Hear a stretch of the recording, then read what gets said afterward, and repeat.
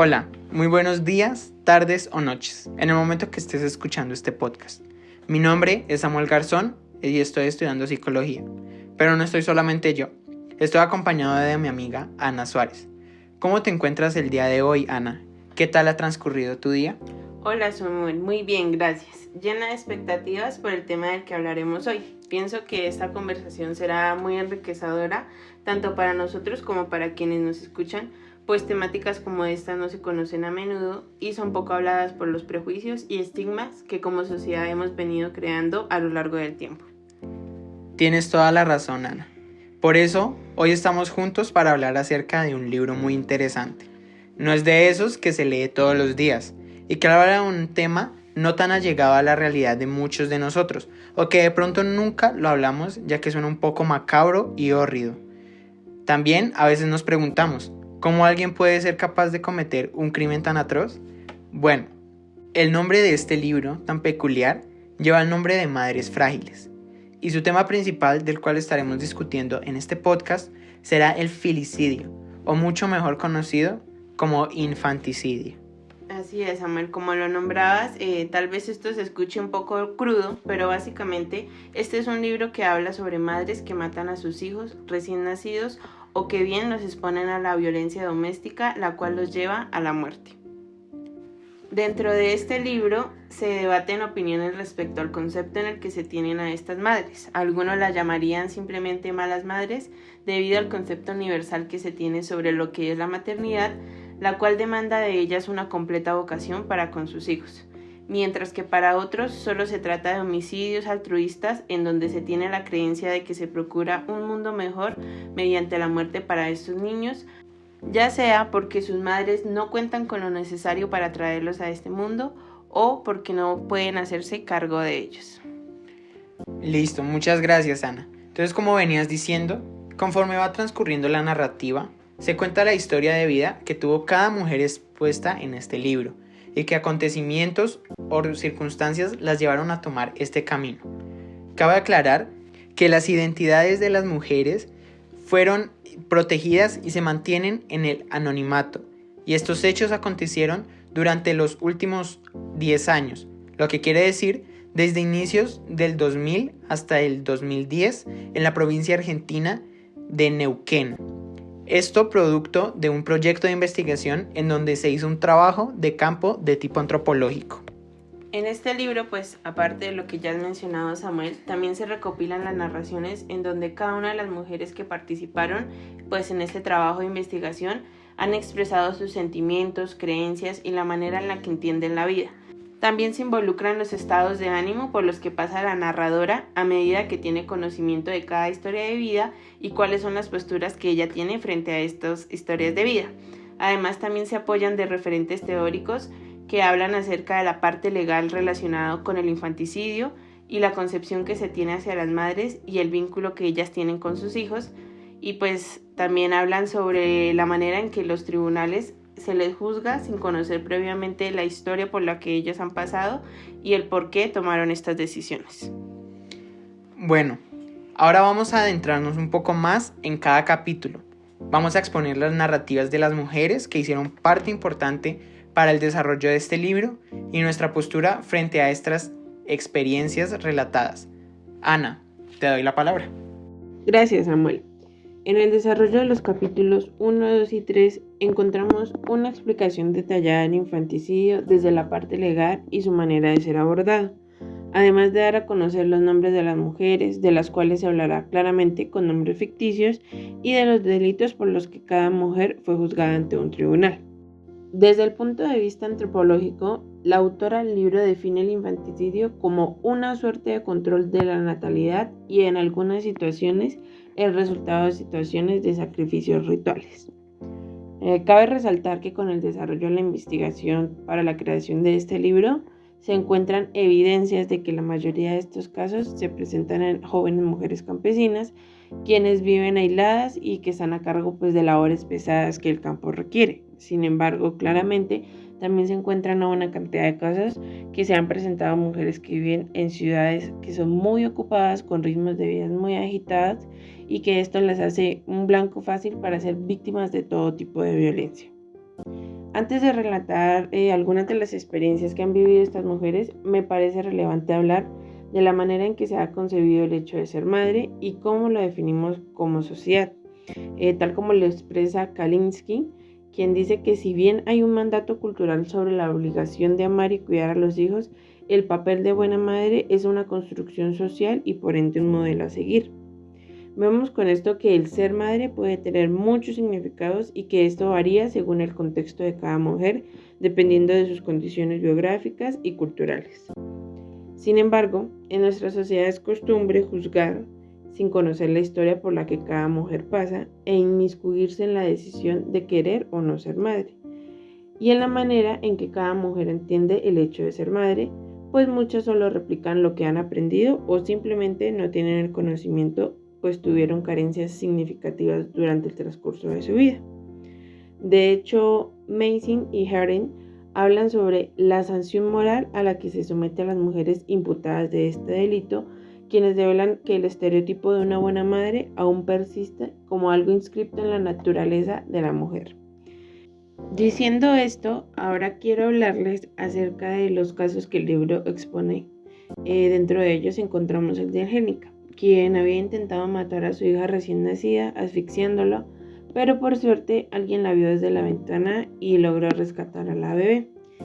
Pues mientras estaba internada en el hospital, por prevención, Angélica nuevamente había quedado embarazada y a ella la mantenían en un control tanto con el hospital como en la comisaría por miedo a que nuevamente atentara con la vida de este bebé. Hablando un poco de su historia, se conoce que su madre murió cuando ella nació, quedándose en compañía de su padre y de sus hermanos varones. No fue bien cuidada, no suplieron sus necesidades y sobre todo no tuvo con quien hablar sobre las cosas de mujeres ni el cariño de una madre. Su padre, en lo poco que comentó, pues no permitió que hicieran preguntas y por el contrario tenía intimidados a los entrevistadores con un cuchillo sobre la mesa, decía que los golpes eran necesarios para criar los derechitos y en especial a Angélica.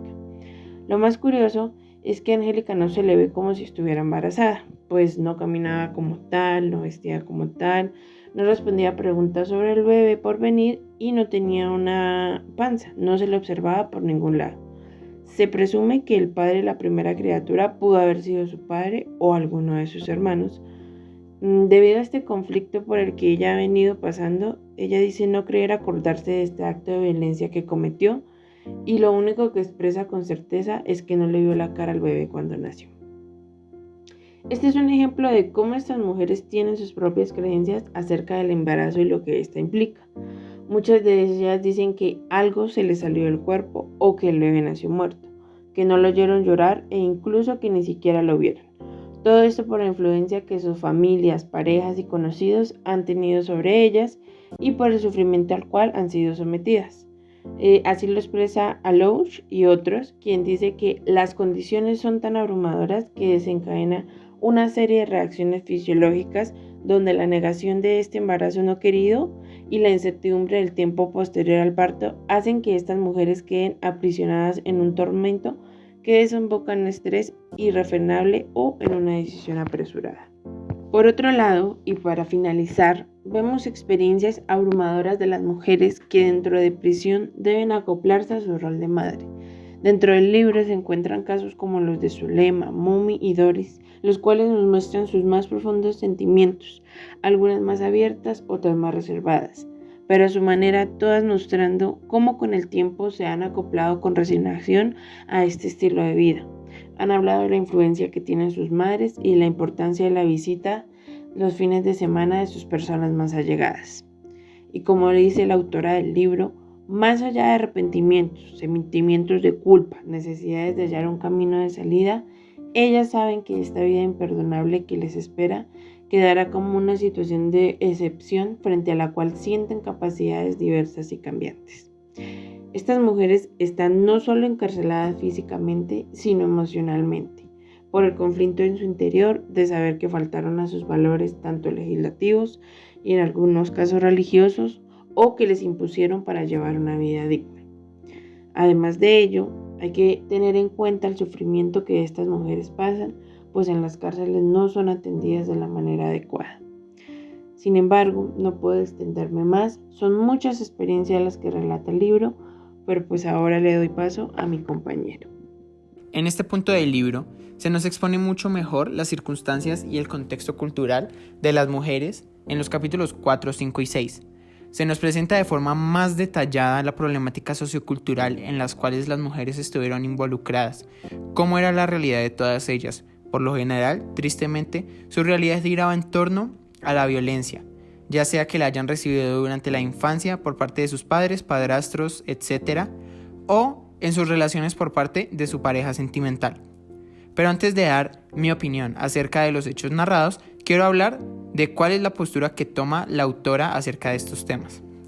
Quiero empezar hablando del capítulo 4, en especial cuando hablan en el caso de Alicia, quien pertenece a una comunidad indígena donde siempre fue excluida y abandonada por parte de sus hermanos.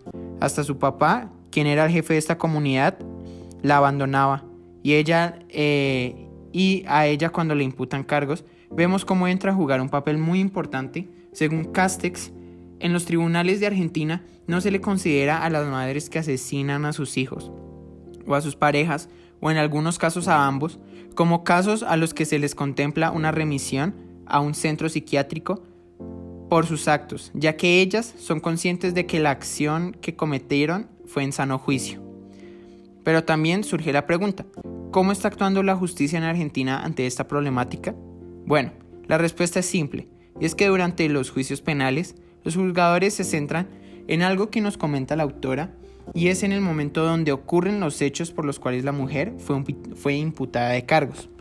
Aunque la autora nos refiere que por lo general los encargados de juzgar solo tienen en cuenta una parte específica del caso, lo que hace un sesgo enorme a algunas partes de gran importancia, como lo es la historia de vida, los vínculos que ellas tuvieron con sus madres, los abusos que recibieron en la infancia o adolescencia, etc. Esto es ignorado y se debería utilizar para contextualizar, para dar las razones que tuvieron y la sucesión de acontecimientos que devinieron del delito. Esto se da ya que los juzgadores llevan a los juzgados sus propias historias de vida, sus creencias y prejuicios. Ellos tienen una mirada totalmente opuesta a la maternidad, sin matices y variaciones culturales. La historia de vida de Doris en la cárcel, por ejemplo, se encuentra relatada en el día de hoy, después de haber cometido el crimen, como nos exponen los autores en el capítulo 5. Podemos ver que es una mujer que está cansada de la vida que le tocó vivir y busca poder empezar a construir una vida nueva. Los investigadores comentan que Doris se aferra en un travesaño en su estadía en la cárcel, afirmando que está abrazando al amor que no ha conocido. Tristemente, ella nunca ha podido conocer ese sentimiento. Por eso comenta que se mantiene casta. Ella está dispuesta a encontrar, sea como sea, a alguien que la haga sentir todas esas emociones que nunca ha podido ser capaz de sentir. Quiere encontrar el amor, alguien que le diga que está para ella cuando más lo necesite. Es curioso que una persona encuentre esperanza y ganas de poder seguir adelante en un ambiente tan hostil como lo es un centro de reclusión, pero es admirable ver su valor y esfuerzo.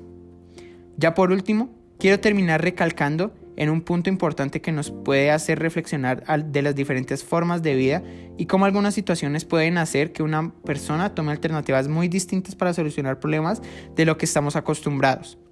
Y es que nadie pretende que la mujer cuide su vocabulario, su vestimenta o su forma de comportarse socialmente, ni menos los requisitos estéticos.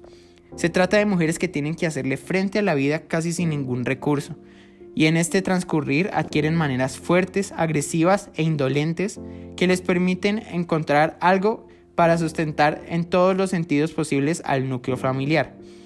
Ellas son las mujeres y las madres de la pobreza, quienes no cuentan con los recursos necesarios para guiar un futuro de oportunidades, ni para ellas ni para sus propios hijos. Vaya Samuel, qué interesantes y fuertes han sido estos últimos capítulos que nos has mencionado.